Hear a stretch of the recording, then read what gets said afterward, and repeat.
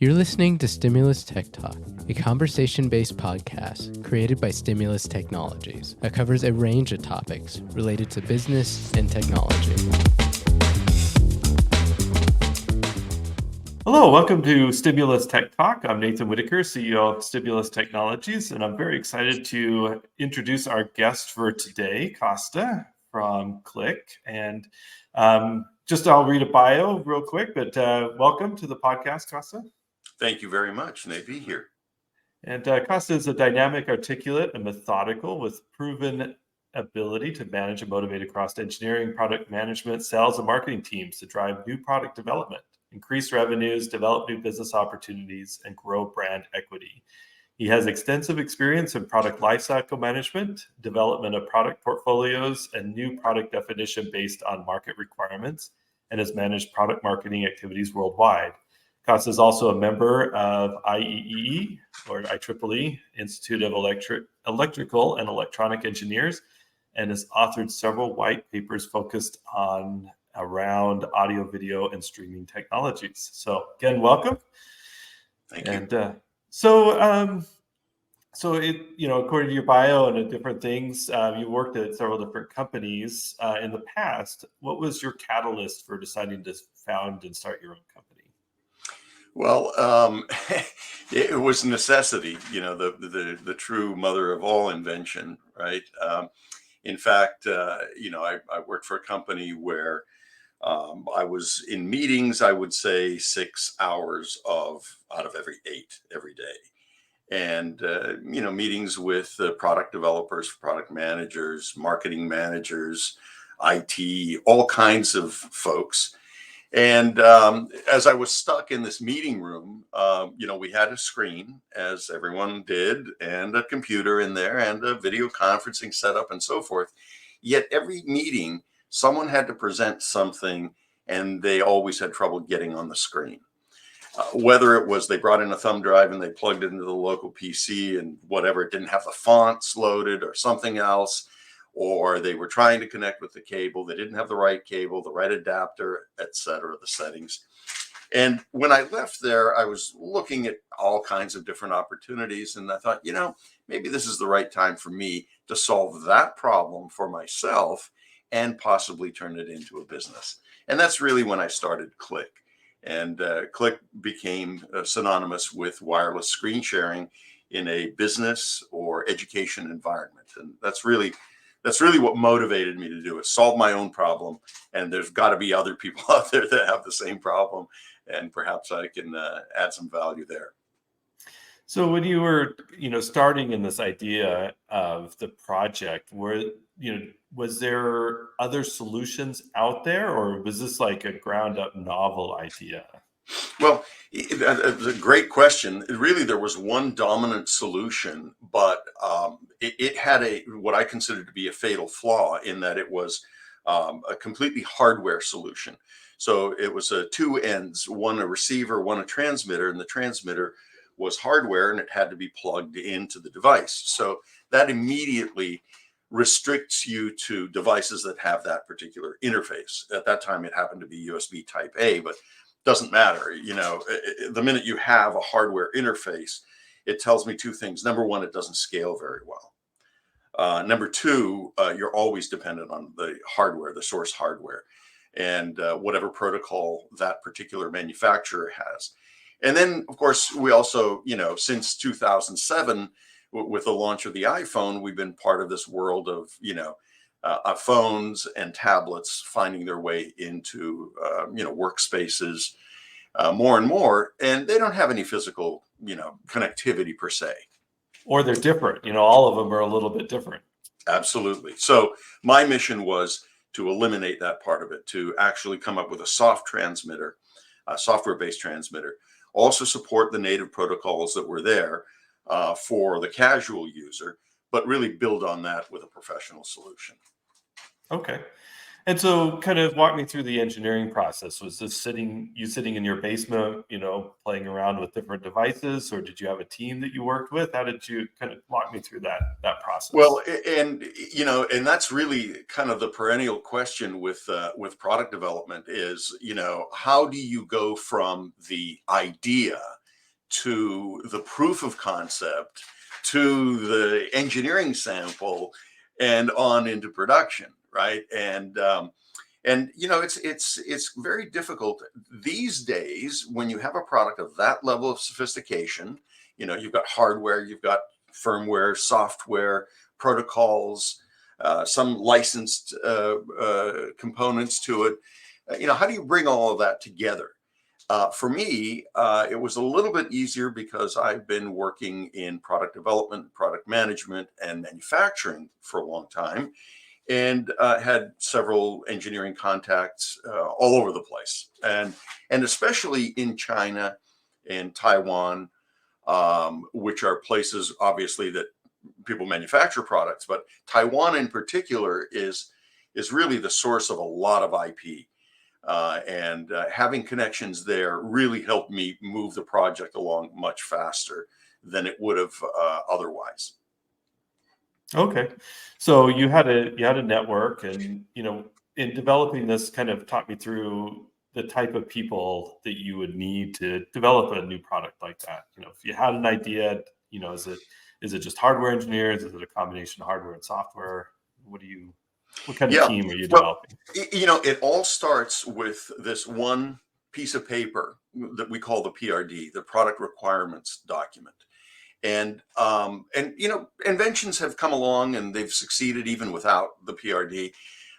But really, these days, especially with product development being so complex in the technology sector in particular, you really need that PRD. And the PRD is where you specify every facet of that product, the feature set, the physical, characteristics of the product. What happens when you pull the power plug out of the wall and plug it back in? Is it back on? Is it back to where it used to be? Is it rebooting? So the PRD is where you really have to spend the bulk of your time. And as you go through developing the PRD, now you're really laying out a specification for your engineering team to get involved.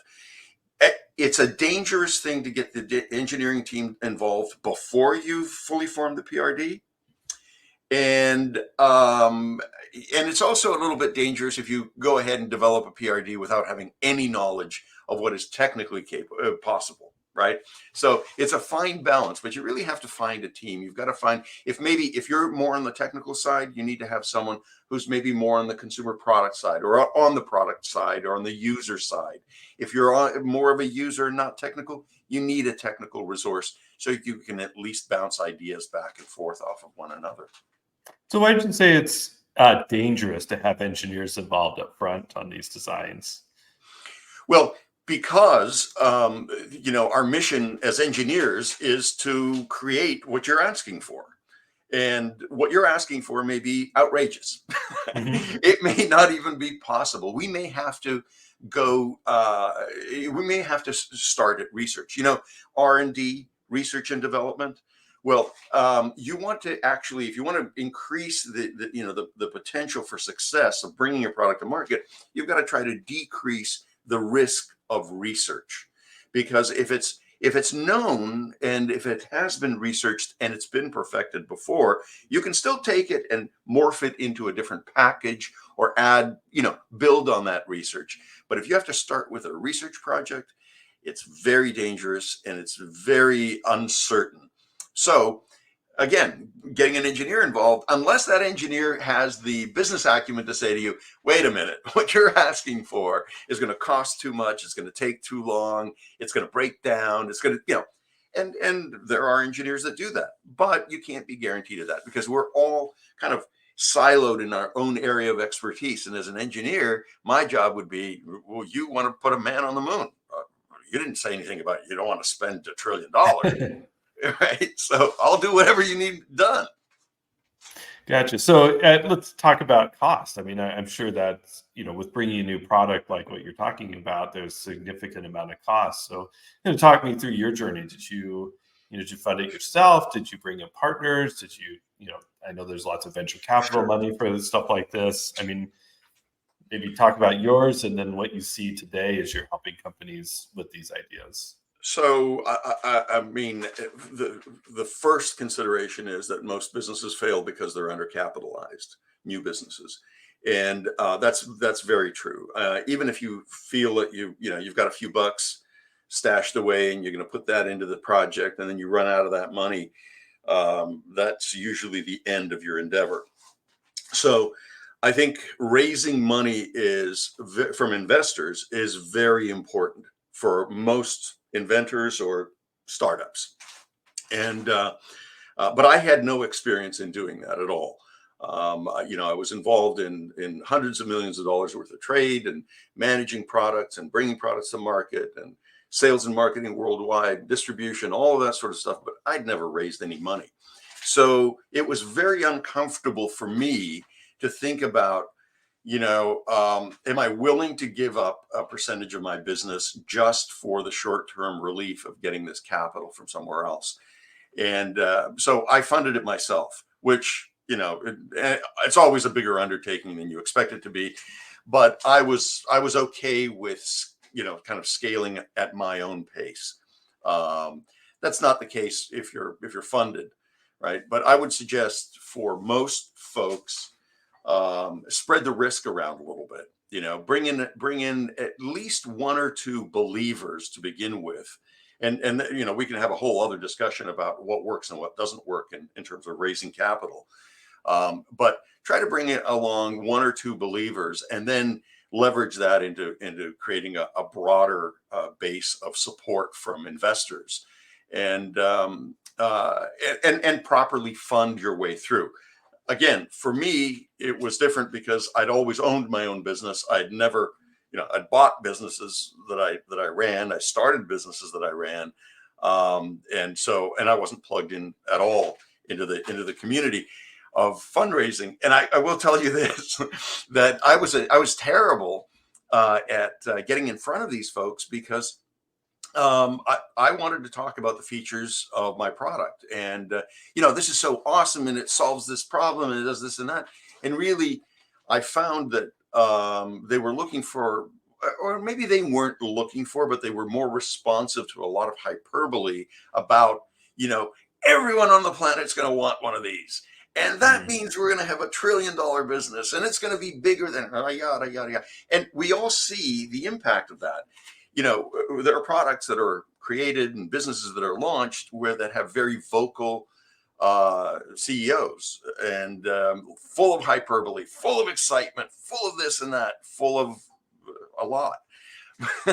and some of them are going to jail right now, Some of them are going to jail right now. I think the Sam Brinkman-Fried just got sentenced this week. So yeah, it's definitely a concern. Yeah, absolutely. And 130 years.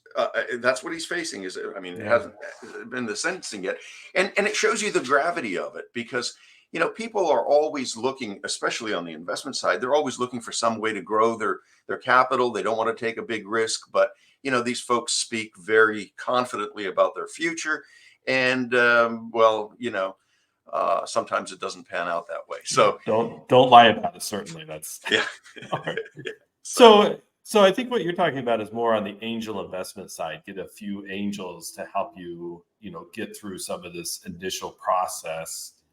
If you can't bootstrap it yourself, find some believers to get, past it to a viable product. Is that what you're saying more? Yeah, and I think for a lot of them, they're really looking at you and saying, is this someone I want to invest in? The product almost comes in second. They want to see something compelling, but I think if they see something in you that says, hey, this person's in it for the long haul, they're confident, they're capable, then I think they tend to invest. And those angels that come in are going to unlock the access to the rest of the investment that you need. But you really do need to focus on getting a couple of those folks in the door, even though I didn't for Klik. Yeah. And I was in the same spot with my company. I could consider, it's a family business. My dad was a little bit of our angel. He gave us a $5,000 start, but that certainly wasn't enough to launch it, the business it is today. So it does take a lot longer. It's a 28-year path for us to get where we're at today versus, maybe some outside investment would have been a shorter path. But, you give up stuff, one way or another. So we've learned the same thing. Yeah, and I think one thing that I discovered earlier on was with a startup, if you make it to year three, that year three is where the flywheel starts to pick up some momentum. And the phone rings, or we used to say the phone rings. I suppose now, The the orders come email in. things. Yeah, the bell dings, and Shopify tells you that you have an order. But at the 3 year point, if you're doing things correctly, you start to see light at the end of the tunnel. By the 5 year point, you should be able to be living, almost debt free, or at least not incurring more debt as you're growing your business. But these are long periods of time for people to be without any cash flow.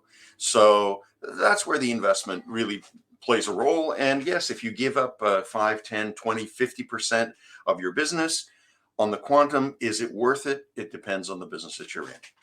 Yeah, especially if you need, you got to pay engineers and developers or whatever it may be. I mean, there's a lot of expense that goes into that. We helped consult with a company. It's almost 20 years ago now that just needed a lot of capital and just struggled finding that capital to push it forward. And eventually, it didn't work because they didn't have enough capital to make it work. So it's interesting that that's a big challenge for you. So it can be the best idea on the planet, but that capital is a hard stop. The lack of capital is a hard stop. So it's critically important. Yeah, people want to eat. It's important to pay employees and pay staff, and you can only get so much free work, especially out of ourselves, right? True. So you have a product that obviously was designed for meeting rooms, and COVID kind of messed all that up. So how, as a company, how have you gotten through that dramatic change in how business has happened or how business runs today? Well, as much as I'm loath to recall any of those days, it hit us like a ton of bricks because our product was made for in-person meetings. And, when a dozen people are in a classroom or 4 or 5 people are in a meeting room, they want to share content to the screen. That's what we were all about. And then all of a sudden, everyone switched over to really an imperfect solution, which was the video conference call. So now you had teachers struggling with having 24 students on the screen, and some left microphones on, and it was a disaster. And so being in the position where we really didn't have a whole lot happening on the sales front, we looked at what was happening and decided that it was a perfect opportunity for us to retool our product. Now, it's a difficult decision to make because, in a sense, everything you've invested in the business is caught up in the products that you have already, right? But suddenly the market has shifted. So what do? Are you going to be the architect of your own demise? You're going to have to be. And it's a tough decision. I sympathize with anyone and everyone who's been in that position, because you really have to dismantle what you have and just suck it up and say, this is sunk cost, as we say, right, in business. We've already sunk this cost. Let's look forward and let's move forward. So we sat down and with a clean slate and said, okay, well, screen sharing is one thing, but what about with the people that are located remotely? What about with people in another room? What if we do some form of social distancing? What about hybrid?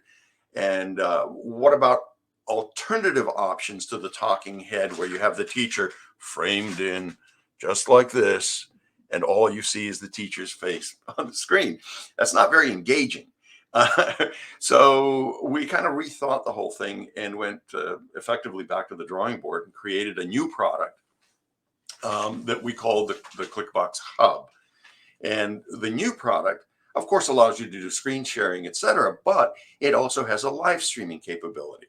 So at the drop of a hat, we could you click on the icon and now you're live streaming. It has a camera input, so it can accept real HDMI camera, not a USB camera, which is designed really for near field, most of them for near field views like you and I are using right now, but for any camera. And in fact, you could even have a production switcher on the front end of that input, HDMI input. And in many places they do. In a college environment, in lecture halls, et cetera, you need to, balance many different live sources. So we effectively created a specification, applied a lot of engineering time to it, and launched this year the new KLIKBOKS hub that has all of these capabilities, like hybrid conferencing built in, multi-screen, split screen sharing, multicast capability. So you have multiple displays in the facility. You can actually be working on all of those displays along with USB touchback from all of those displays. It goes on and on and on. It doesn't necessarily mean much to a consumer, but for those who need this type of product, it's over the top. Yeah, so that's a good segue. So how do you bring a new product like this into the market? You have a market presence already. You have a set of customers. Those customers have changed, I'm sure, the way that they do business. So now you got to reposition yourself. How do you do that with a product? The toughest part, certainly for me, and by extension our company, is to step out of the engineering feature set mindset and step into the user need and problem solve mindset. Like if I put myself in the shoes of the teacher, the professor in the college classroom, what are my needs? What are my requirements? And when you start thinking of it from that perspective, it changes your thinking about the product overall, because we all have smartphones, and smartphones have lots of different capabilities, and we probably use 4 of those capabilities. We text, we email, we web browse, we occasionally have a call. But what about the GPS that's built in? What about the inclinometer that's built in? What about the accelerometer that's built in that allows you to do all kinds of other stuff? We probably don't use those features. And it's the same with this kind of product. If you make it that it's complex, the feature set doesn't matter. It just matters to the user. Like, here's my problem, solve it quickly, right? And so that's the toughest part, is to get into that mindset, the user mindset. Once you've done that, then you really need to craft your message. And again, for us, we had to go back and practically undo. And you know what it's like, Nathan, you build a website, you build content, you build videos, you have this enormous amount of intellectual property out there, and suddenly you're changing. Got to scrap it. Yeah. You're shifting gears, and you've got to be, again, prepared for that, right? And you have to suck it up and say, we had to pivot. And so how well will we pivot, right? And how fully will we pivot? And will we do it with the enthusiasm that we had when we founded this company? And that's really the key. And, some days we all get up in the morning and go, oh no, I have to finish writing that copy for the thing, and nobody else can write it, right? You're the only person who has all of the components to write it, right? There's not an engineer who's going to write it. It's going to be you, because you think partly engineering, partly sales, partly marketing, partly end user. So, but it's just like anything else. If you're motivated enough to start your own business, you're motivated enough to make it a go. That reminded me, there was an article that was written a few years ago, and I think back to it often as a business owner myself, of the guy that's riding a lion. I don't know if you've ever seen or read this article. It's quite funny.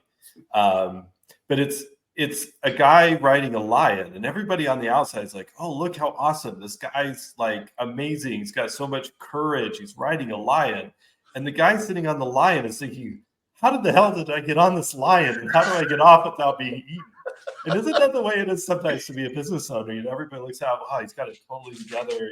Things are working well. And then, you're thinking to yourself, oh my goodness, I got so many responsibilities and so many things going on that just becomes overwhelming.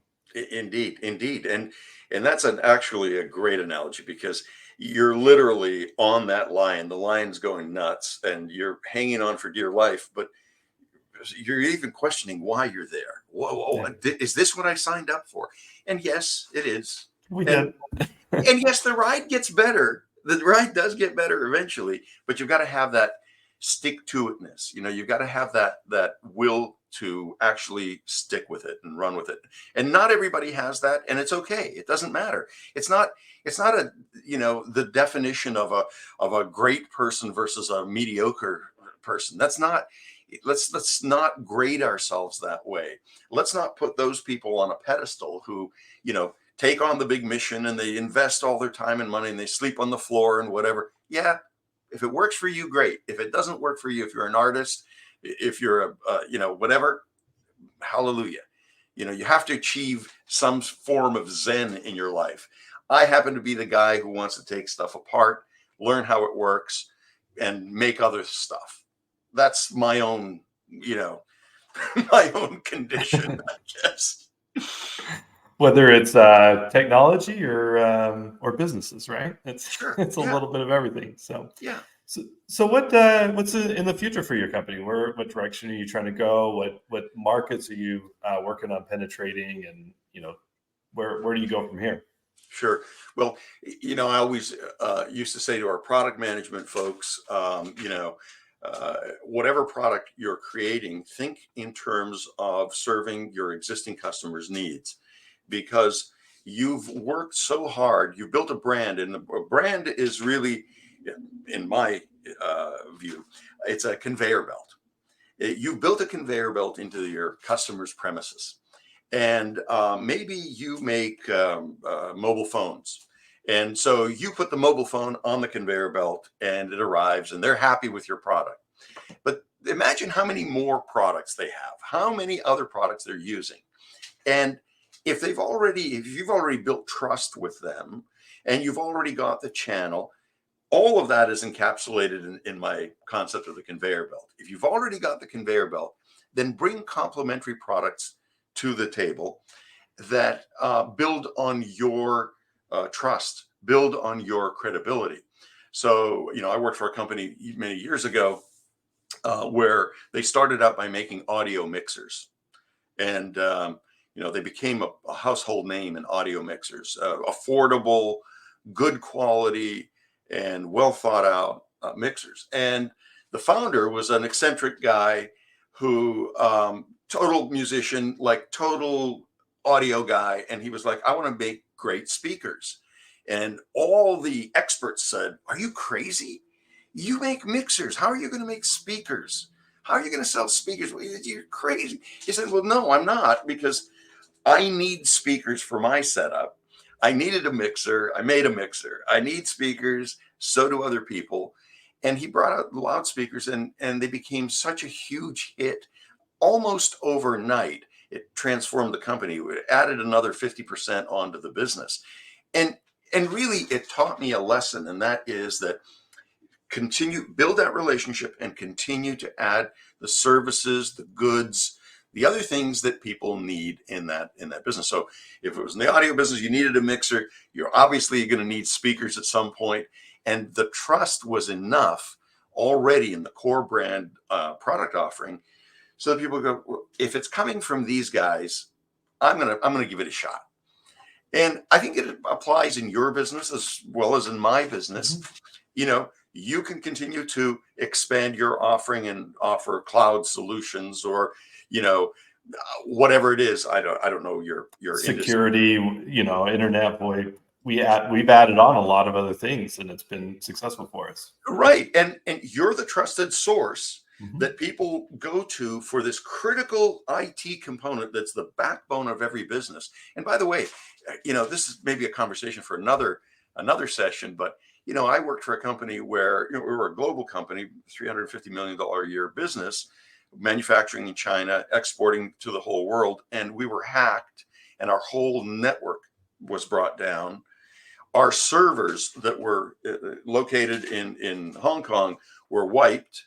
And so we didn't even have phones because all our phones were on voice over IP, right? So it's a story that is too often told. We have three companies in Nevada right now that's just had that incident. So it's really scary. And what really came to light through that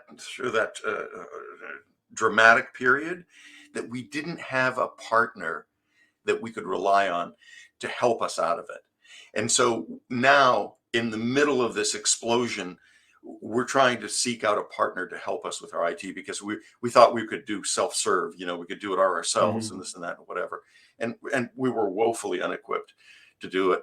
We racked up a bill of over $400,000 with an outside provider over the course of 3 weeks. I mean, it's a big story that we really probably ought to talk about some other time. But once you're the trusted provider, people in business, they don't want to stray from that. They want to stick with you. And so it's the same situation with us. If we're a trusted provider of wireless screen sharing and collaboration products, then, and they're already buying other products that are complementary, or at least are somewhat connected in terms of application, in terms of intellectual property, in terms of system deployment, then we're going to offer those products.